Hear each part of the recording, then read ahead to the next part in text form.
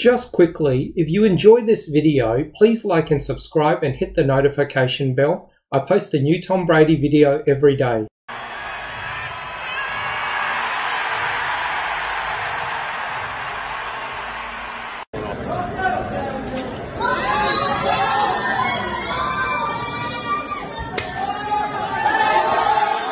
Rainy night. These two spent a lot of those together. There's a hug from owner Robert Kraft. A lot of people came prepared, maybe not mentally and emotionally. Kind of greeting what he get as he came out and yelled, "Let's bleep and go." Let's hear. Please welcome tonight's visitors, the Tampa Bay Buccaneers.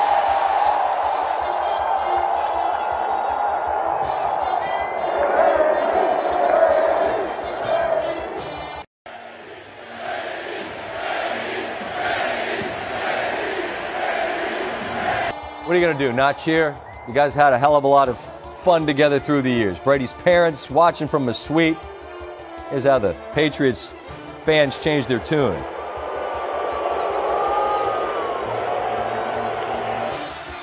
Right. Thank you for the past. We're here now. Hey. I'm not surprised. I try not to predict what was going to happen and how I'd feel, and had a few emotional moments this week just thinking about all the people that have really meant so much to me in my life and that are a part of this community, and I'm just very grateful for, amazing time here. And like I said, my football journey took me somewhere else, but I'm really enjoying that, and great to get a win, 3-1. I know to make it about the game, but 3-1 against a really good football team tonight's what we wanted to get done. What did this say about Brady? What did this say about Belichick? And then we'll get to what it said about the teams overall. But we tabbed this as Brady versus Belichick. What did this game say about those two?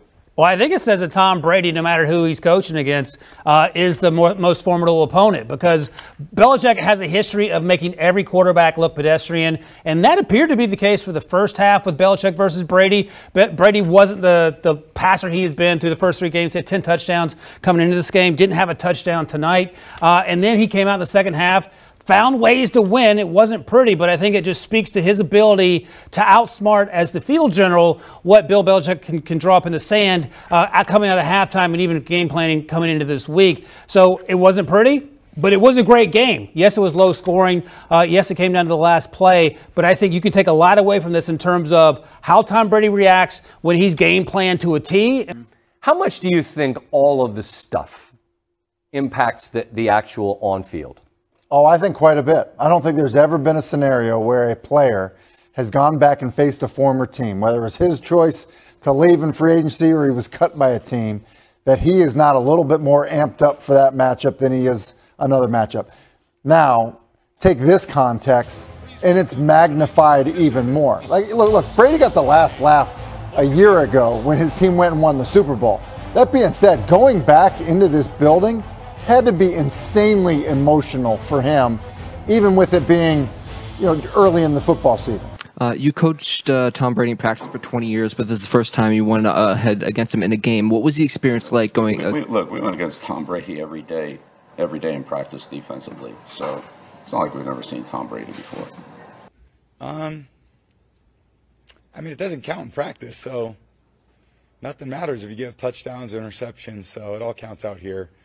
It was a tough, hard-fought game. It was very typical Patriot-type weather. Again, it's a rainy night, but I just, if you're putting together what impacted him, how would you frame it? Well, yeah, and it's hard to tell, but it clearly was bad weather in the game, and so you think, okay, was he just too amped for this game? Was he, 10 off-target throws? Like, you never see that from Tom Brady. So you say, okay, well, maybe it's the weather. The only thing that goes against that is that Mac Jones had a pretty efficient night in terms of how he was throwing the football. So, yeah, I think they struggled. And while this was certainly built up as Brady versus Belichick and a quarterback matchup and all of that, the difference in this football game ends up being that Tampa Bay could really run it, and they played some pretty good defense. New England didn't run it at all. 119 to -1. -1 yards rushing. Yeah. All those are personal. So we've had a personal relationship, and, for 20 plus years. So he drafted me here, and I've had a lot of personal conversations that should remain that way, and they're very private. And I would say so much is made of our relationship. And, you know, as I said earlier this week, you know, from a player standpoint, you just expect the coach to give you everything he's got. And I'm sure as a player, that's what he was hoping from me. But nothing's really accurate that I ever see. It's all kind of, you know, definitely doesn't come from my personal feelings or beliefs. And I have a lot of respect for him as a coach, and obviously a lot of respect for this organization and, you know, all the different people here that try to make it successful. Well, I couldn't run through the normal tunnel, so yeah, it just happened to be the opposite way tonight.